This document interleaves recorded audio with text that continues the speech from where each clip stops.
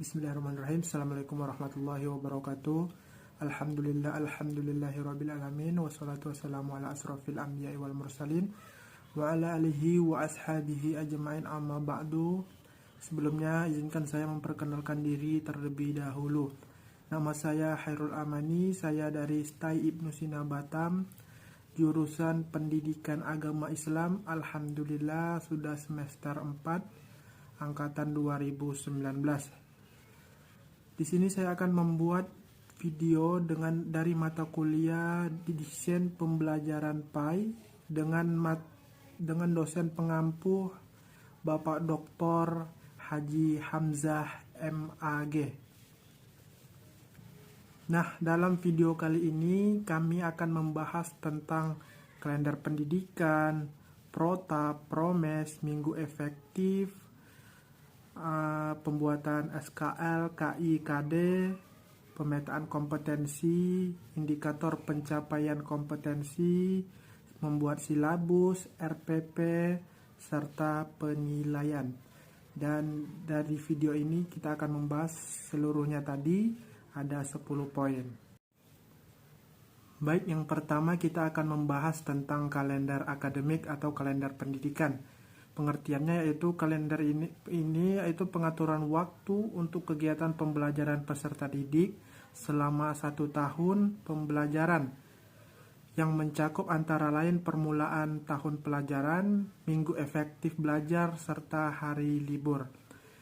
Nah, cara membuat kalender akademik ini yang pertama itu menetapkan awal tahun yaitu pada bulan Juli setiap tahun dan berakhir pada bulan Juni pada tahun berikutnya.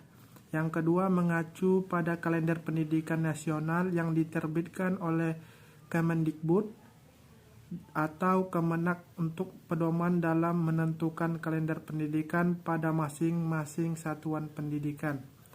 Yang ketiga yaitu pemerintahan pusat, provinsi, atau kabupaten kota dapat menetapkan hari libur serentak sesuai satuan-satuan pendidikan. Yang keempat, hari libur sekolah ditetapkan berdasarkan keputusan Menteri Pendidikan kabupaten atau kota. Yang kelima, menyesuaikan kalender pendidikan dengan kondisi hari libur umum atau agama. Yang keenam, menentukan periode efektif pembelajaran dengan mempertimbangkan hari-hari yang akan tersita untuk kegiatan pengembangan diri. Terus yang ketujuh yaitu menentukan bobot dan alokasi hari-hari pembelajaran efektif. Dan yang kedelapan yaitu melakukan rekap kalender pendidikan selama 1 tahun penuh atau dapat pula ditambah kalender pendidikan per semester. Nah, jadi itulah tadi kalender pendidikan. Baik, yang kedua kita akan membahas tentang prota atau program tahunan. Prota atau program tahunan yaitu susunan alokasi waktu pembelajaran selama 1 tahun untuk mencapai standar kompetensi dan kompetensi dasar yang diharapkan. Alokasi waktu sangat diperlukan agar seluruh SK dan KD bisa diterapkan dan diterima oleh para peserta didik. Cara membuat prota yang pertama yaitu menganalisis kalender pendidikan dan menyesuaikan kebutuhan berdasarkan ciri atau karakter unit kesatuan pendidikan Bapak Ibu. Yang kedua, memberikan tanda untuk hari libur, permulaan tahun ajaran baru, atau pekan minggu efektif untuk belajar dan jam belajar yang efektif setiap minggunya. Adapun hari libur yang perlu ditandai meliputi libur akhir tahun, libur keagamaan, libur hari besar nasional, libur untuk hari khusus. Yang ketiga, memperhatikan minggu efektif guna menyusun alokasi waktu di setiap kompetensi dasar. Yang keempat, menetapkan alokasi waktu yang diperlukan setiap mata pelajaran, kompetensi dasar dan pokok-pokok pembahasan di pekan efektif sehingga disediakan sesuai dengan ruang lingkup materi dan waktu yang telah ditentukan. Nah, tadi itu cara membuat prota. Selanjutnya yaitu promes, yaitu program semester. yaitu bentuk dari penjabaran dari Prota yang memuat gambaran pembelajaran dan pencapaian yang ingin diraih selama satu semester. Cara membuatnya, yang pertama memasukkan topik dan subtopik bahasan dalam format program semester. Yang kedua menentukan jumlah jam, kolom minggu dari jumlah tatap muka per minggu untuk mata pelajaran. Yang ketiga mengalokasikan waktu sesuai kebutuhan bahan topik dan subtopik pada kolom minggu per bulannya. Yang keempat yaitu membuat catatan atau keterangan untuk bagian yang membutuhkan penjelasan. Nah, tadi itu penjelasan tentang Prota dan Promes. Nah, selanjutnya kita akan membahas tentang minggu efektif dan minggu tidak efektif.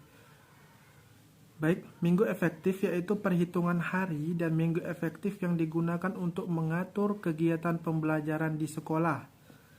Tujuannya untuk menyusun dan merencanakan program pembelajaran yang kita sebagai guru di kelas selama 1 tahun pembelajaran. Cara menghitung minggu efektif yaitu langkah-langkahnya. Pertama, menyiapkan kalender pendidikan.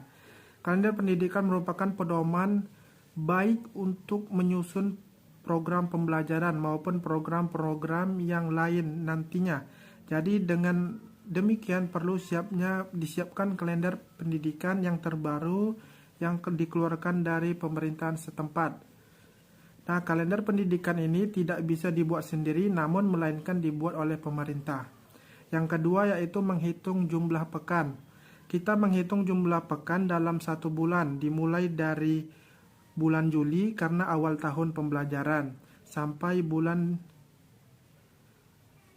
Desember karena akhir dari semester pertama atau ganjil. Kemudian kita hitung lagi sejumlah pekan yang ada dalam bulan tersebut dengan merujuk pada awal semester genap sampai dengan Juni, yaitu akhir pada semester tahun pelajaran. Nah, minggu efektif dalam 1 bulan dihitung dengan ketentuan jika dalam 1 pekan terdapat lebih dari 3 hari efektif. Misalnya pada minggu bulan Juli terdapat 4 hari efektif dan 2 hari tidak efektif. Maka bisa kita bilang pada minggu tersebut termasuk minggu efektif pada bulan Juli.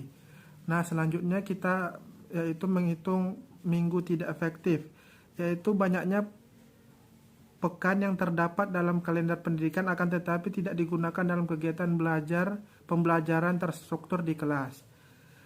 Jika dalam 1 minggu kurang dari 3 hari efektif, maka ia tidak dihitung sebagai minggu efektif.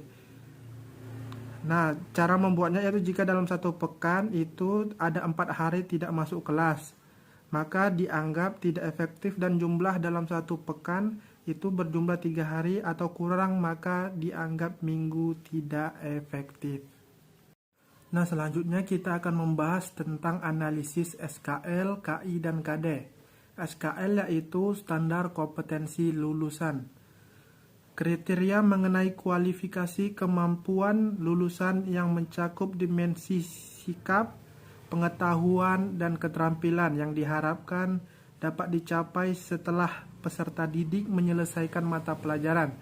SKL ini merupakan acuan utama dalam pengembangan kompetensi inti atau KI. Selanjutnya KI dijabarkan ke dalam KD. Yang kedua yaitu ada KI atau kompetensi inti. Kompetensi inti adalah tingkat kemampuan untuk mencapai standar kompetensi lulusan yang harus dimiliki peserta didik pada setiap tingkat kelas atau program yang menjadi landasan pengembangan kompetensi dasar. Kompetensi inti merupakan terjemahan dari atau operasionalisasi SKL dalam bentuk kualitas yang harus dimiliki oleh peserta didik yang dinyatakan telah menyelesaikan pendidikan pada satuan pendidikan tertentu. Kompetensi inti mencakup 4 dimensi yang mencerminkan sikap spiritual, sikap sosial, pengetahuan, dan keterampilan. Keempat dimensi ini tersebut dirancang sebagai pengintegrasi muatan pembelajaran mata pembelajaran atau program dalam mencapai standar kompetensi lulusan. Selanjutnya ada yang namanya KD, yaitu kompetensi dasar.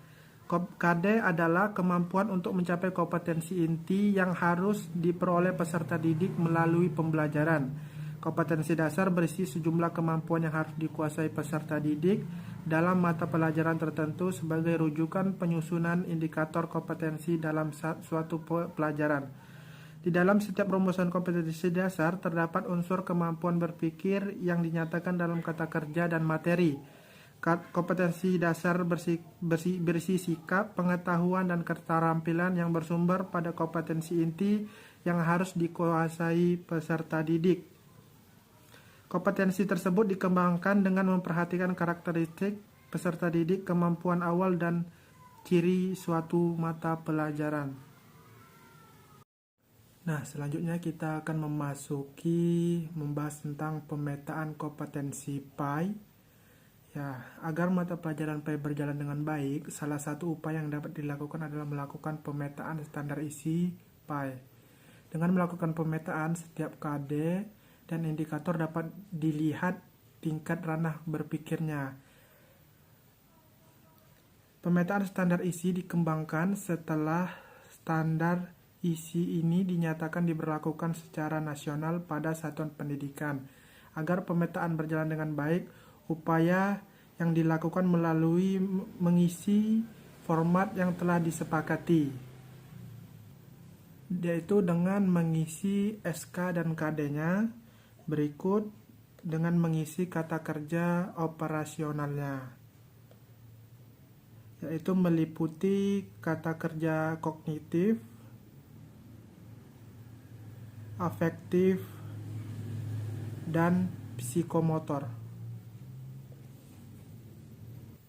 Nah, selanjutnya memasuki indikator pencapaian kompetensi atau yang bisa dikenal IPK, yaitu dirumuskan dengan menggunakan kata kerja operasional juga yang spesifik dapat diukur mencakup pengetahuan, sikap, dan keterampilan. Indikator pencapaian kompetensi atau IPK merupakan rumusan kemampuan yang harus dilakukan atau ditampilkan oleh siswa untuk menunjukkan ketercapaian kompetensi dasar. Jadi ditujukan untuk tercapainya KD tersebut. Nah, selanjutnya yaitu langkah-langkah merumuskan indikator pencapaian kompetensi atau IPK. Langkah-langkahnya sebagai berikut. Pertama, tentukan kedudukan KD dari KI 3 dan KD dari KI 4 berdasarkan gradasinya dan tuntutan KI. Yang kedua, tentukan dimensi pengetahuan seperti faktual, konseptual, prosedural, metakognitif. Yang ketiga, tentukan bentuk keterampilan, apakah keterampilan abstrak atau konkret.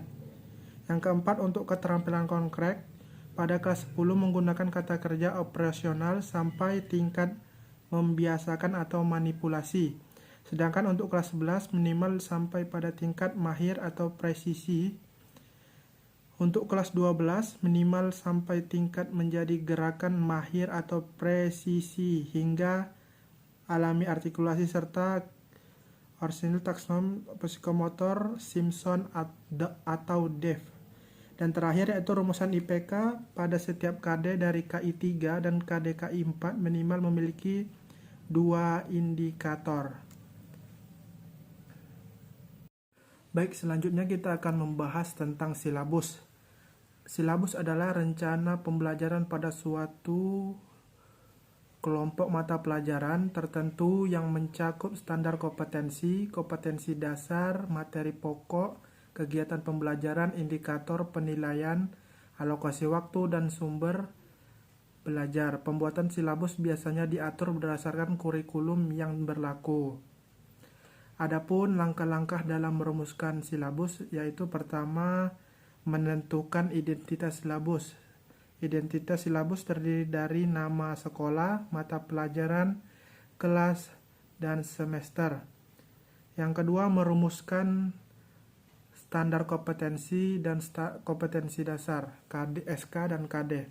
Yang ketiga yaitu menentukan materi pembelajaran yang sesuai dengan kompetensi dasar dengan mengacu atau menggunakan sumber belajar.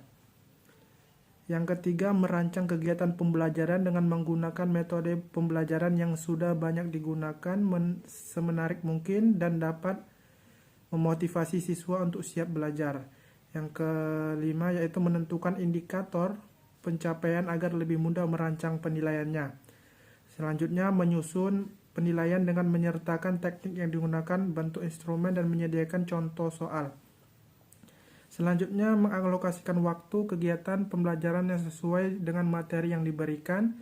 Seterusnya, menetapkan sumber belajar yang digunakan, yaitu sumber belajar dapat berupa buku yang digunakan atau website lainnya. Yang terakhir, yaitu menentukan nilai karakter yang harus ditanamkan melalui materi yang diberikan tersebut. Nah, tadi itu penjabaran tentang silabus. Nah, selanjutnya kita membahas tentang RPP atau Rencana Pelaksanaan Pembelajaran. RPP adalah rencana yang menggambarkan prosedur dan pengorganisasian pembelajaran untuk mencapai satu kompetensi dasar yang ditetapkan dalam standar isi dan dijabarkan di dalam silabus. Langkah-langkah dalam menyusun RPP antara lain: yang pertama, mengisi identitas RPP. Yang kedua, mencantumkan tujuan pembelajaran. Yang ketiga, mencantumkan KD dan IPK. Yang keempat, mencantumkan materi pembelajaran. Yang kelima, memilih metode pembelajaran. Yang keenam, memilih media pembelajaran. Yang ketujuh, memilih sumber belajar. Yang kedelapan, membuat langkah-langkah pembelajaran. Dan yang kesembilan, membuat penilaian hasil pembelajaran. Nah, apabila kita sudah menyusun semua administrasi tadi, yang terakhir yaitu kita membuat penilaian. Langkah-langkah dalam membuat penilaian yaitu yang pertama, menentukan tujuan penilaian. Yang kedua, menentukan kompetensi yang akan diujikan. Yang ketiga, menentukan materi penting pendukung kompetensi. Yang keempat, menentukan jenis tes yang tepat. Yang kelima, menyusun kisi-kisi, butir soal, dan pedoman penskoran. Dan yang terakhir, melakukan telaah butir soal. Serta di situ kita dalam memberikan tes kepada anak didik, kita bisa menilai apakah anak didik tadi memahami pembelajaran yang telah kita buat dalam 1 tahun yang sudah berlangsung. Baik teman-teman, cukup sekian yang dapat saya sampaikan dari administrasi guru tadi dalam mata kuliah desain pembelajaran PAI ini. Apabila ada kesalahan dalam pengucapan, mohon dimaafkan. Wabillahi taufiq wal hidayah. Wassalamualaikum warahmatullahi wabarakatuh.